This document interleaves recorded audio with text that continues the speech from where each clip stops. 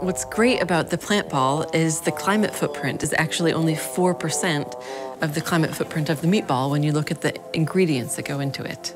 Is this a Swedish meatball without meat? Well, not really, but we've added the same sort of ingredients you would in a Swedish meatball. So we have potatoes, oats, onions, apples. If you want to make a ball that really tastes like meat, you have to add different types of umami flavors. The meatball is one of our biggest sellers. It is our biggest seller. And so it's quite natural to then look at how could we reduce the footprint of our meatball? And the answer for us was looking at a plant-based option. The taste and texture of the plant ball is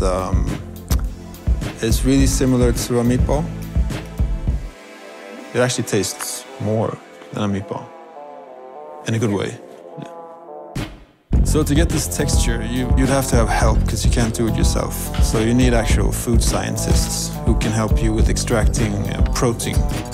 We actually hope that we sell less meatballs. At IKEA, we sell 1 billion meatballs a year. Now, imagine if we could convert even some of those into plant balls. That's a real, tangible reduction in our climate footprint. If I were cooking plant balls at home, I'd probably do an Indian curry dish or serve it with some kimchi or something really flavorful.